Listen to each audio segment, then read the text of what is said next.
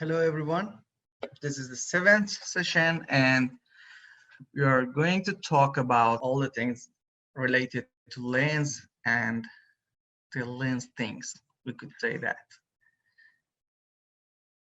First of all, I want to talk about, we have, for example, a zoom lens, or we have different focal lengths. Changing those lens or zooming is the only way to alter how much of the scene we will be visible in your photograph. It means that when you zoom or you change your lens from 50 millimeters to 100 millimeters, so your lens cover less of the scene or cover more of the scene. So that is the things that you already knew. You just you change your lens and you see, okay, you see more or you see less. But using a wider or longer lens also change the perspective. Understanding how this works allow you to control the sense of depth in your image. You see here, we have a girl in front of us and she is in front of a building. So she's not gonna move, she's just staying there, but we are gonna change our focal length and also our location, our distance, because when we take a photograph with 50 millimeter or 120 millimeter, they could not be the same place because they are gonna be nearer. So we go back or we come forward. Here you see on 80 millimeter, you think that the building is approximately 30 meter far from the girl. And in 50 millimeter, you can see that the building is approximately 10 or 15 meter far from the girl. And in 120 millimeter telephoto, you think that the building is just back of the girl. It's not far, it's about maybe 4 or 5 meter. You see? So this is the meaning of perspective, and what we are, or we can say that our imagination about the place. So they are gonna change during using different lens. But remember again, I wanna say that the photographer here change his or her place, because if she or he wanted to have the girl in the same size, she or he should move forward or backward, but it doesn't matter because she wanted to have the same size of that person. Look at here.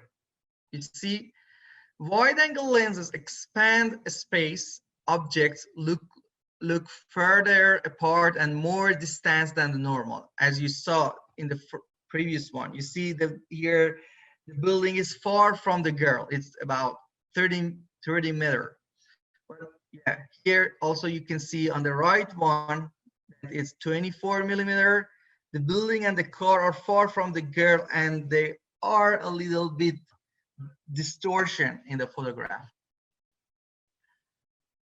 You can take advantage of this by exaggerating the size difference between the foreground and background and to create illusion of depth. You see, so the illusion of depth here, if you just compare 24 millimeter with 400 millimeter, you see that they are really different. The car that was standing there, just like, you know, the car is like behind the girl on the right here, 24. Look at the 24 millimeter photo and look at the girl's hand, the left hand. So you can see the car exactly where the her watch is. But here, the car is just behind her, not that much far from her. You see? So the telephoto lenses compress space, compress, making the object appear larger and closer together than normal. So it compresses the space and you see the things just after each other. You can use this special compression to flatten image and create abstract pattern. So remember, you should understand that zooming is not just for bringing things to you. That it doesn't mean that, okay, you don't want just walk 2 or 3 meters forward, you zoom it. No, that's not all. You should always think about that. Zooming, it's the other things referred to the space. So using different lens, different focal length, have different illusion of depth. This is very important. And you should know that for portrait and for people, it's not good to use wide angle. Look at the 24mm photo. It's not a good photo of a person. You see that things are not very good, but she's the same one and standing at the same place. Look at her and at 400mm. You see, everything's are different here. So it is not the meaning that you don't want just walk 2 or 3 meters forward, so you just use telephoto, and if something is in front of you and you don't want to go back 4 or 5 meters go back, you can use wide angle. No, you should always think about perspective. Look at this. I think this is a very good option to understand exactly what I mean. This is a chessboard, and you all know what is chessboard. You see, in 8mm, the lines are bending. In 8mm, the lines are bending, and it's not straight. 50mm, they are straight, but we can see a kind of, it's not like a, like a rectangle. It's something else. And also, if you look at 400, the black and whites are just back of each other, but in 50mm there are 5 from each other. Look at this photo to understand the perspective and the effect of focal length in perspective. It's very important that, for example, because most of you, actually, let me say something. If you have a camera, you probably take a photo of human. This is something normal. You, yourself, your friend, and this is a opportunity that you always have to take photo of people. You cannot say that I usually take photo just, for example, animal and some landscape. Yeah, I know that most of the photographers at least once in their life take a portrait. So this is very important to know that for portrait, it's not good if you use wide angle. You see, look at this girl, 10mm and 20mm. So you can see distortion in her face. And 50mm, she's more beautiful, and 150, she's even better. And here in 250 and 500mm, you see, she looks gorgeous. But if you know that she is the same girl here, you understand that what does it mean? So she's the same one. Look at 10mm and look at here, 500. Just remember, if you don't go back, you cannot use wide angle for the photography, because I'm just focusing on things, and I'm saying many times because I have experience. My previous student, I always ask them, okay, you want to take a photo of 5 people, you don't have place, you don't want to go back? No, this is not the reason that you used wide angle. Wide angle is not suitable for portrait. Just in one situation that you want to do it purposely, you want to show the picture of that person like this. So if you want to do that and you did it intentionally, that's okay. You want it. That's something else. You wanted to have distortion of the face of your friend. That is your option.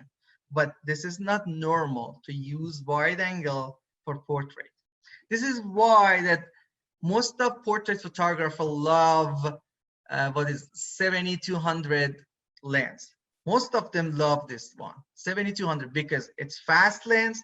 They could have a very wide aperture, 2.8, and it's 20mm.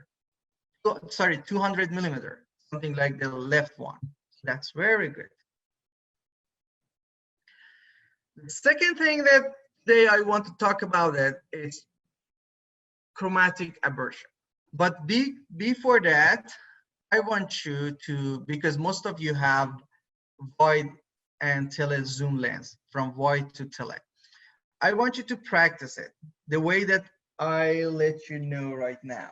I want you to just take a photo of an object. Do not change the object, okay, in the frame. So if your object is 1/3 of your frame, in all of the photos should be 1/3 of your frame. You know what I mean? It means that you should move yourself. Okay, I want to connect my camera to my laptop to show you what I mean. You're seeing this menu. Now I am going to take a photo of 135 millimeter. So to see the perspective. So I just took a photo of this one, and the indicator should be here. So let me see that if a little bit more. Okay, so I will take a photo of 135 millimeter of this tape, and I change it to 85. You see, now when it is 85, the tape is far from me, so I should go forward. You know what I mean?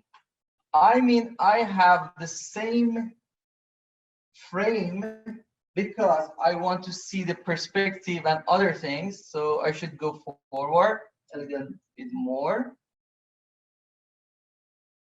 to have the same frame. Okay, now focus here. Good. And again, I take another photo. So for next time, I will go for 50 millimeter, and I should go forward. But because it's connected to the cable, I cannot go forward. So just, I wanted to say here, for this practice, the things that you want to going to do here, you should move and go forward and forward, or backward, because you are zooming, you're changing your focal length. It means that you should change your place, because we have the same, we want to have the same frame. And the object, for example, if the object feel the frame, so in each photo it should feel the frame again to see the perspective. When you have 1855, there are not much differences between 55 to 18, so maybe you didn't get the point well. But when you have something like the things that I have, 135 to 18, so there are a wide range of differences between these two numbers, so you could have very different perspective. So the things that I'm gonna talk about right now, actually they are all some theoretical things that you should know about them. So there are not specific practice for them. So there are some errors and some problem with lens. Most of lenses they have. So you should just know, and you should be aware of these things. The first and most popular problem among all of the lenses are chromatic aberration. Chromatic aberration, also known as color fringing or purple fringing, is a common optical problem that occurs when a lens is either unable to bring all wavelengths of color to the same focal plane, and or what wavelengths of color are focused at different positions. So when the lights come to the lens, the color waves separate, then they should be focused on the same place. So if they don't come at the same place, something happened that we call it purple fringing or color fringing or chromatic aberration. The scientific name is chromatic aberration. And it's not just for photography. It's something common among all the lenses. And if you use binocular or telescope or other kind of lens that you use for seeing, if they don't have a good quality, obviously you see some of these things. a better quality bring these problem less. So the money that you spend on your lens depends on different things. We already knew about aperture, about zoom, about different focal lengths, but the other things are these problems, and this is the meaning of quality. A good quality lens doesn't have too much chromatic aberration. Chromatic aberration is caused by lens dispersion with different color of light traveling at different speed while passing through the lens. As a result, the image can look blurred or noticeable colored edge, red, green, blue, yellow, purple, magenta, can appear around the object, especially in high contrast situation. If you look at this photo, so actually it's a very big photos, and I just cropped it. It's now you see here 1/4 or maybe 1/6 of a photo, and I zoom it a lot here to see that the one that we have contrast here. If you look at in that oval, you see there are some colors that actually there should not be that there. You know, what is it? It's a kind of it's cyan color, or yeah, it's a kind of blue green. So you see this blue green there? This is chromatic aberration. But we zoom and it's a very big photo. So normally we say that it's a very good lens and this is something normal because this is a very tiny things. But yeah, again, still it's a problem. So the cheaper lenses usually have more and more of these things. And when you use your open wide aperture, the risk of having color fringing is more. And if you having some contrast like this one, the risk of having color fringing is more and more. For example, the kit lens that most of you have, 1855, yeah, there are the kind of lens that usually some kind of chromatic aberration appears in your photos. And for example, 50 lens, 50 millimeter, f1.8 is also the one that have lots of chromatic aberration. Just remember this. Other things that I'm gonna talk about is vignette. Vignetting, also known as a light falloff, sometimes spelled light falloff, is common in optic and photography, which is simple terms means darkening of image corner when compared to the center. If you look at old photographs from, for example, 19th century, most of the photographs have vignette because that time the lenses were not very good as they are today. So they have low quality lenses, the photographer have low quality lenses, and the result was vignette around all the photos. So nowadays, most of the photographers are aware of this problem, and most of the lenses, the good lenses, high quality lenses, have less vignette, but they have already. And it is very good that you be aware of this. Actually, some of the photographers today, they make vignette purposely, intentionally in software to show that, for example, something is old. And if you look at your mobile app, when you want to change your photograph or edit your photograph, you also have vignette or shadowing around. So this is something that refers to 19th century photography and old-time photography, but we should be aware that it's a problem. But you can use it. It's okay. Vignetting is either caused by optics or purposely added in post-processing in order to draw the attention at the viewer eye away from the distraction in the corner toward the center of the image. So yeah, they use it something like this, but it's a problem.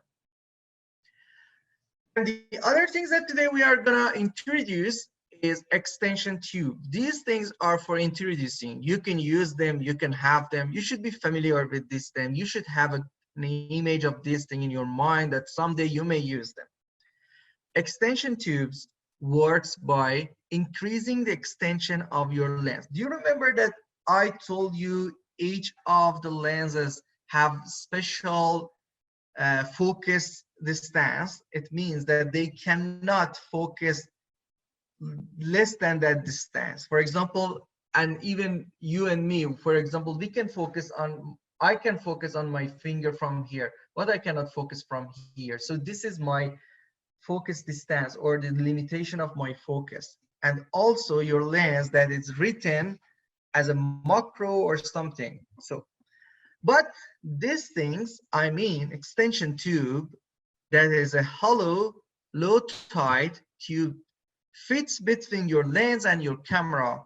It moves your lens further from the camera and the front element closer to the object.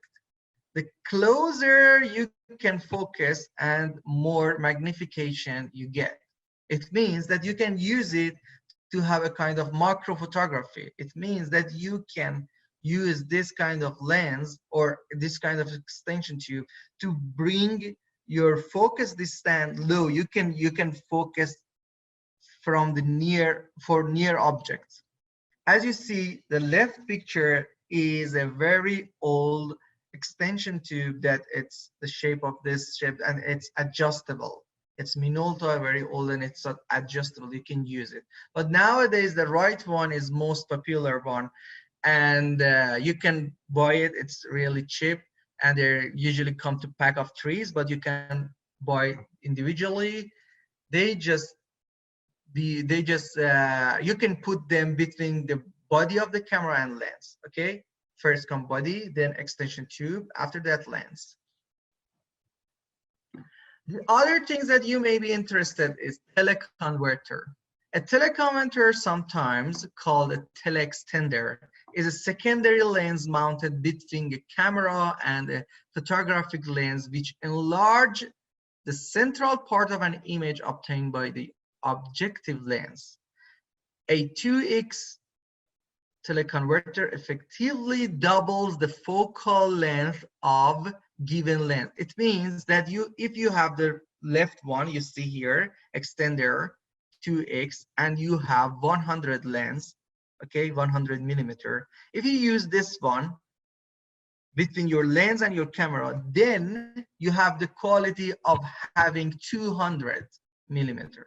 It means it doubles your focal length, and it's also available on 4x or more. So it could be useful for photographer who want to have a kind of long focal length for having, for example, wildlife photography, but they don't want to spend too much money.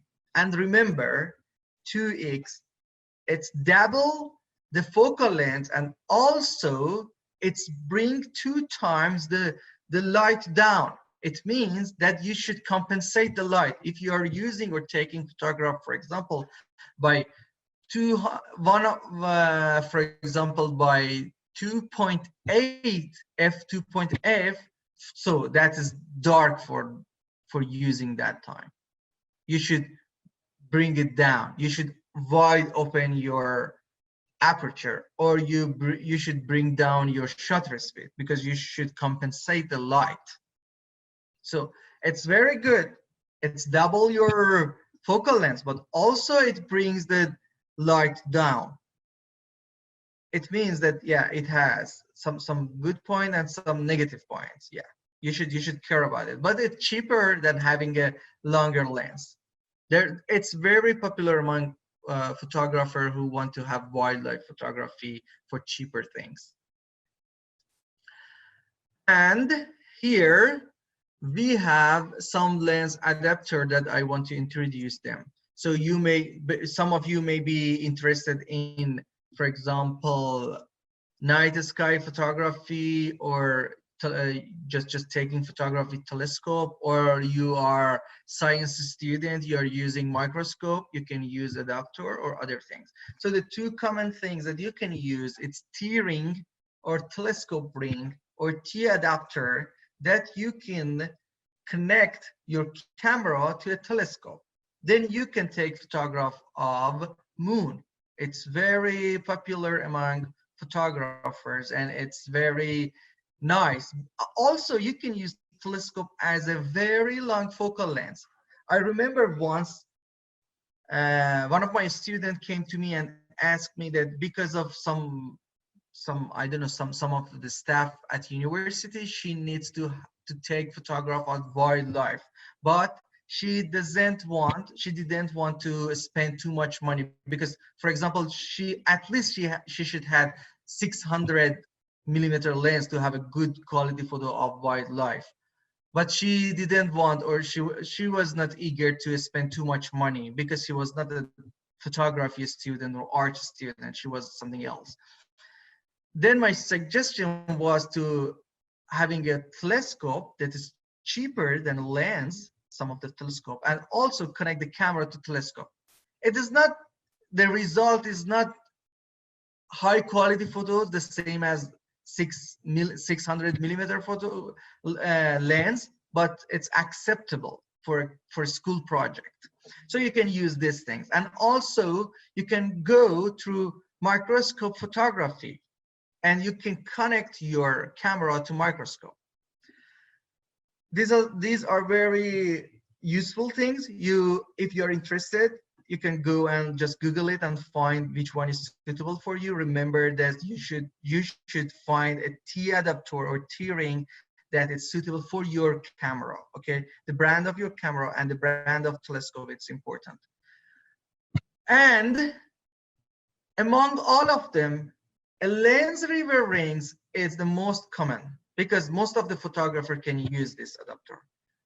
Also, you don't need a ring. You can just reverse your lens and have a kind of macro photography. I want to show it right now. Okay, before connecting my camera,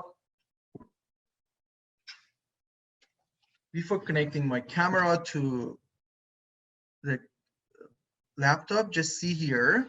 So this is a camera and this is a lens.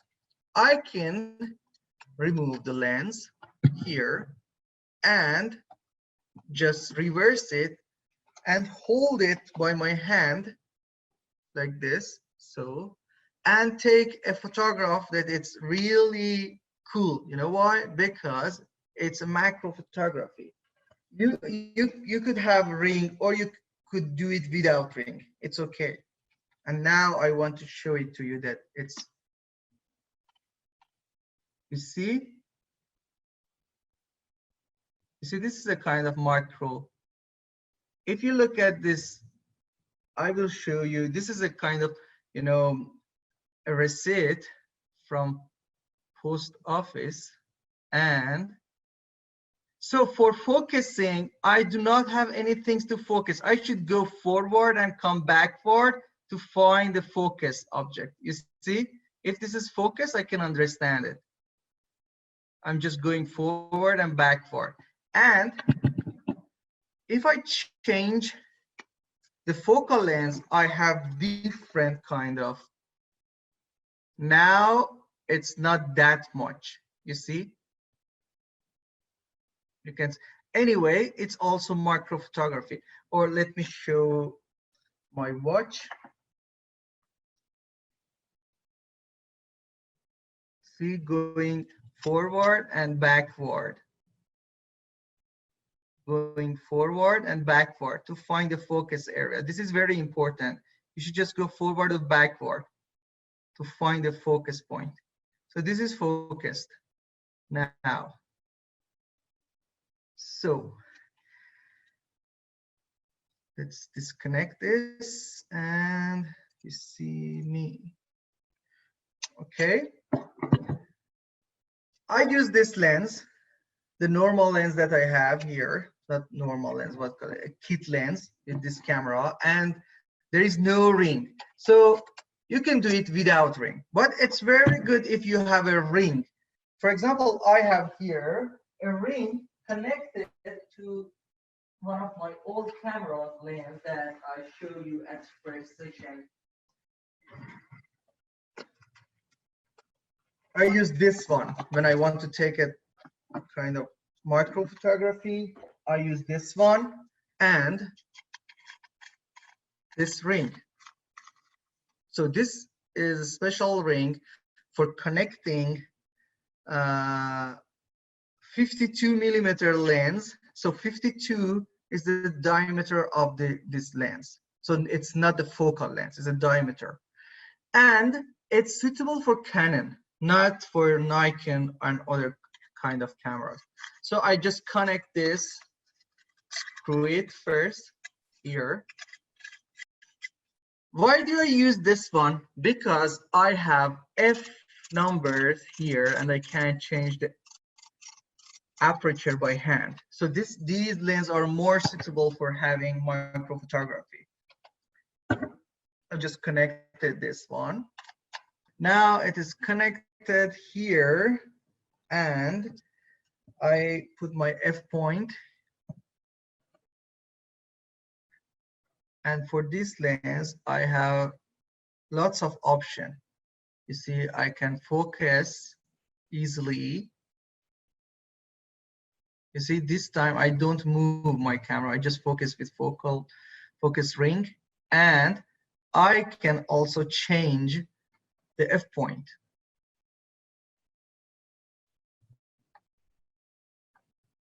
And have different, see, now it's dark because I'm changing the F point. Anyway, still I can go near and far to find the focus object. So it's very good if you have this kind of lens and this kind of ring, but it's not your only option. You can just have by your hand. Let's switch to my view. And so now you should go for this one. If it's your first time, maybe it's a little tricky, but I'm pretty sure that you will find your way. Remove your lens, be cautious, do not drop it, and just hand it like this to your camera and take a micro photography. Remember, the light is matter here. The light is really matter here. So you should be somewhere that it's really bright. And if you don't have enough light, just go for ISO. But this is your last resort. Remember that ISO is your last resort. So is it fine if we don't have the little extension? Yeah. You can you should remove your lens and reverse it and attach it or keep it with your hand toward your camera. There is no extension. That was a ring, reverse ring, and you can do it without reverse ring. Can you tell me again how to do it without the ring? Okay, I sure. think I missed Yeah, that. I will turn on my video. For example, this is your camera. Okay, so Okay. this is your camera. See, and it's a lens, a kit lens. And just keep it. Like flip it the other way. Yeah, and just by hand. I just keep it by hand. If I have a ring, I can attach it. But if I don't have a ring, I can just keep it with my hand and go for photography. So like it doesn't actually attach. You just kind of No, have just it keep it. there. Yeah, just keep it.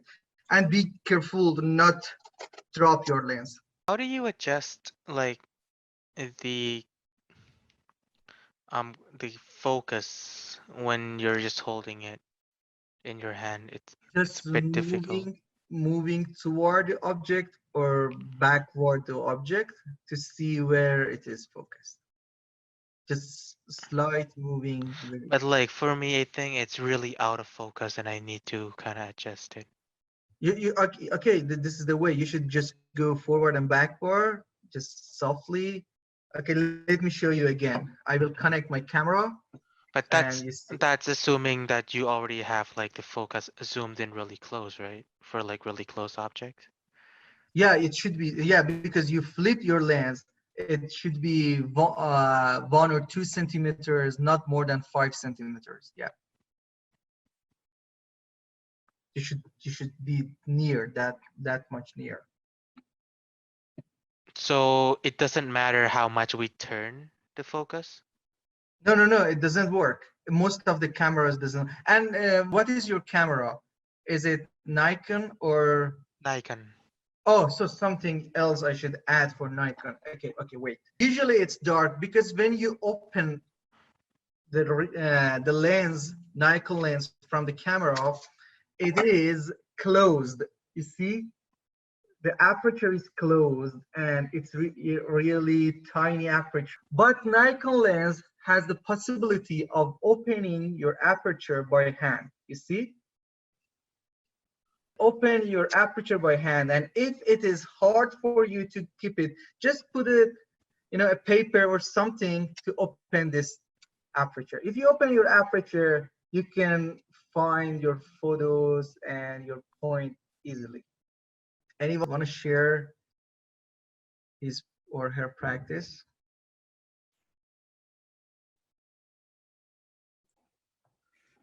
Oh, nice. Yeah. So you have a Canon? Yeah. Yeah, but it's a very shallow depth of field. When you want to have more depth of field, you need to close your aperture.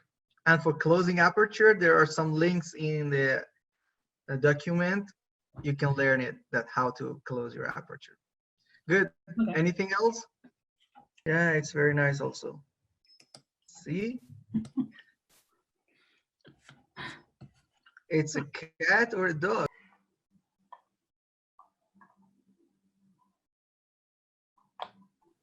Yeah, very nice. 25 cents. Good one. Yeah, good one. Okay. Let's go for pinhole photography. I will connect this camera that you're seeing. Okay, you're hearing me and you see these objects, right?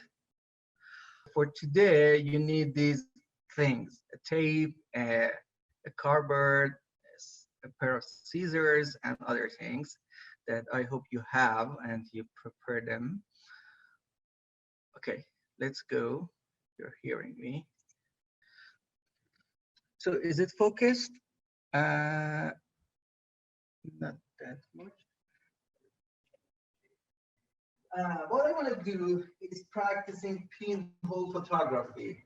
Practicing pinhole photography is a part of fun part of photography also, and it's related to old time. If you remember that we were talking about those old time, so they didn't have shutter, they didn't have high quality lens, and also referred to before that when we were talking about camera obscura, or that room that was just a hole for having dark. So here we want to have kind of DSLR pinhole. So first of all, I should have here. I'm using a foil, aluminum foil, but you can use anything that is dark and that block the light. So also a black cover. I use the cap. I use the cap of this lens because it's exactly the size of the mount, and I just cut this in the sides of the cap. You see? There is no need to be too much precise. It's okay.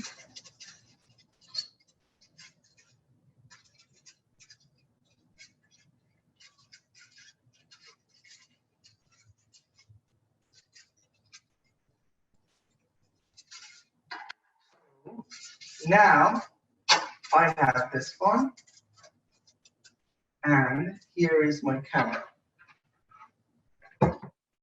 I will remove the lens. You see? And here is the camera roll. And this foil. I will put it here and try the tape to fix it.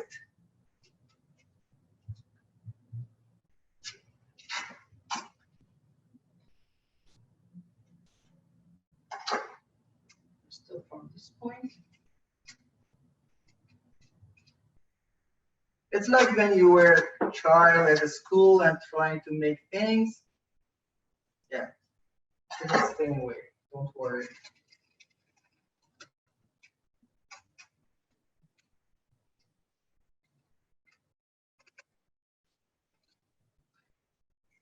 I'm just attaching it to the body to block all the way.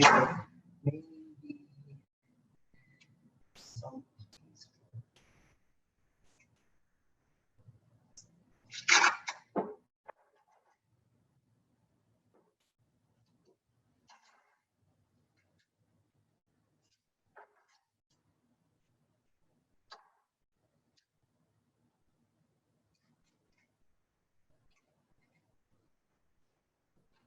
This is a very good tape. You can have this one. I buy it from Dollarama store, but it's available everywhere.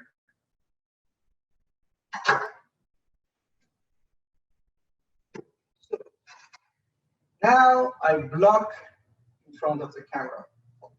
I have a tiny needle, very tiny one. So if you have many kind of needle, just go for tiniest one. And that's all. A very tiny, you see a very tiny hole in front of the camera. Okay, now I will connect this camera or I take a photo and show it to you. Let's take a photo and show it to you. There. Okay. Change the video. Can you see me? No. Okay. I have this kind of camera in my hand. I turn it on. Very nice. I'm seeing outside. Very good. Let's take a photo. Oh, that was. Yeah. I should, because it's again the matter of light.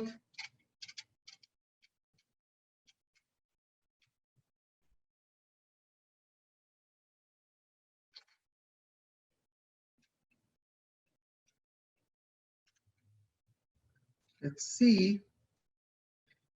Where is the zoom on this camera?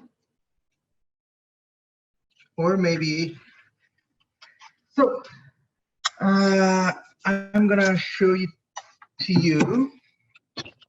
But remember, the things that you see, we are taking a photo without any lens. This is the point. So we do not have any lens, but we are taking a photo. So the photo should not be the same as when we are using lens. But we are seeing something. Let me share my screen.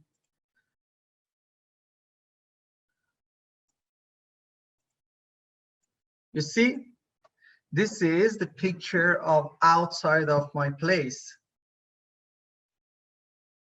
without any lens. Isn't it nice? Without any lens. See, just using this kind of things that we call it pinhole photography. If you see, it's a very teeny tiny hole. Yeah. Now you saw the photo. Now let's have some fun. I wanna put some more teeny tiny hole on the camera. How about just one more and another? So now I have 3. And same maybe the same image. Oh, the card is in my computer. Sorry. The card was in the computer, and I should remove it.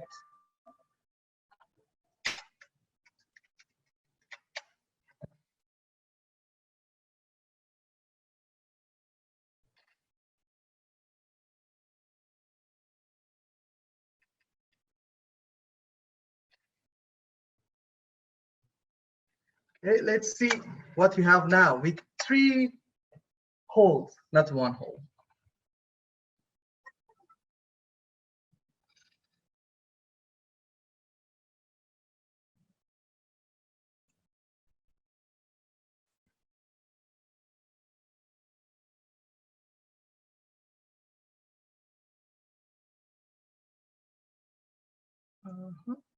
Okay, I share it. Now this one. It's a kind of mix things together, you see? Now, because we have 3 holes and lights coming from 3 holes, you see that we have 3 buildings of this same building. One here, another here, and maybe the other one should be somewhere else. So things are repeating, and pictures are just merging together. So some of the artists use these techniques to produce art and kind of photography. I want you to just use, you can practice 2 or more pinholes, I mean different holes, but first of all, just start with 1 hole. And remember, the lighting method is the same. You should be careful about shutter speed and ISO. You do not have aperture. You know that because you don't have a lens, so you do not have aperture. So this is the image that I took. Oh yeah, Shrek. Yeah, it's Shrek. And you put 2 holes, 3 holes? I put 4 actually. Yeah, because I see different Shreks. Yeah, 1, 2, 3, 4. Yeah, 4 Shreks. Yeah, very good one. And did you have any photo of 1 hole? I did, but I didn't really like the outcome of it. Just give me 1 sec. So let's go through Lightroom. I want to talk about this problem that today we just mentioned about lens. I'm opening my Lightroom and okay, let's share. So here, let's go to something like this one, or yeah, this one. If you see here, if you look at this building, it's a little bit distortion in the perspective of actually from down to up, because you know we see the building that it's not standing vertically correct. It's a little leaning toward the center, you see? So the building is not leaning toward the center, but in the photo we are seeing this. We want to correct these things. So I close basic, tone curve, and color split toning, details, and I will come to lens correction. So here, it's very important, okay? Today I want to talk about lens correction, transform, and effects, these 3 things. Lens correction, this is profile. If I tick remove chromatic aberration, it's automatically remove the chromatic aberration. Again, I should come closer to show you the chromatic aberration. Yeah. You see there are some chromatic aberration here, the color, okay? I have Brandy and Hayden here, so if you just move your head and say that you're seeing, that's okay. So you are seeing here, yeah, good. If I just tick this one, let's see what happened. You see, it removes. So the software automatically removes these things, chromatic aberration, just a tick. If I check this box, so it removed that.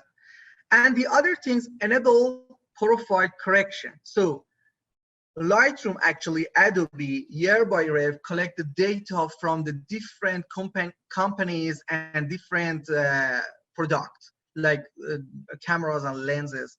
So if I enable this one, it understands that this camera was Nikon and the lens was 50 millimeter. So it's automatically correct the problem. Okay, just go back to see here again. I enable it. Usually it's correct the vignette and all other things. Like you see, some distortion is changing here. So this is a very good option. You can always work on it. Here we also have vignette and distortion by hand. We can use it, you know, manually.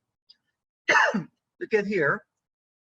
So I'm changing it. Just it's a little slow and you cannot see it vignetting, but you can see the distortion.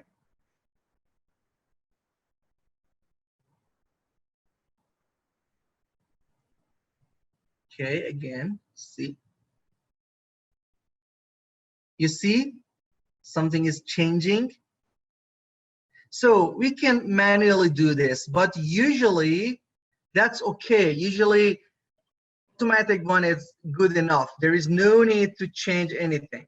So usually, yeah, so I should 100 this one and 100 this one to make it. So again, we have here manual that we can change everything again. So you see, I can change the photos style. Now it's like a fish eye or anything else.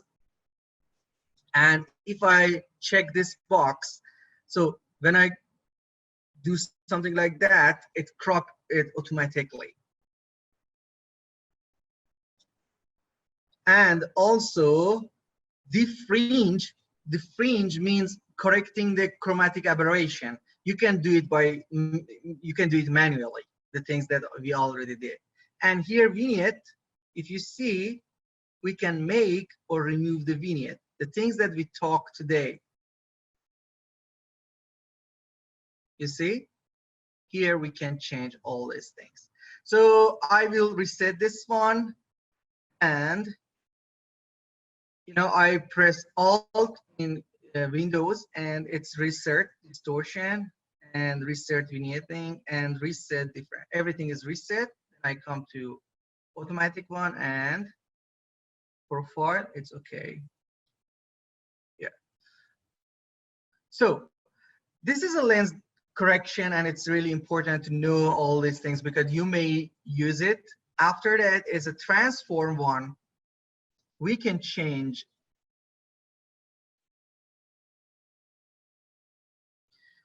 Let's go back to lens correction. Something happened here. Wait.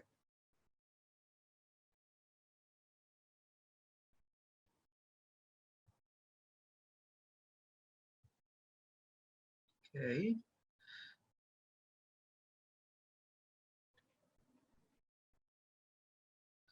And here we have transform. So, for example, this one, as I mentioned earlier, this is a kind of leaning towards center. I can change here vertical. You see, I can changing vertical, and now it's right or a little bit different, and also horizontal. You see, I'm just showing it. So we usually do not do these things to photos that much. A little bit, maybe 1 or 2 points, but I'm just wanted to show it. So rotate and aspect ratio and the scale. So you can change everything here. And remember, these all are available in Photoshop. If you're comfortable with Photoshop, they are all available in Photoshop. But here is easier. And again, if we check this box, constraint crop, so when we change something, it is already cropped and we cannot see more than the photo. And effect is exactly like we put vignetting. Okay, I will go to a portrait one because I want to show you something like a portrait photos because it's very good with vignette. Maybe this one. Yeah. Okay, here we have, and we can add vignette like something like this if you want, like old photos. So all the things are available here and in Photoshop, and also you see it's this just post crop vignetting, the things that we talked about it today. Yeah, maybe something like this is good. I'm not fond of vignetting and adding vignette to the photographs, but these are the options that you have. So these are the things that you can do in your Lightroom and just correct your photographs.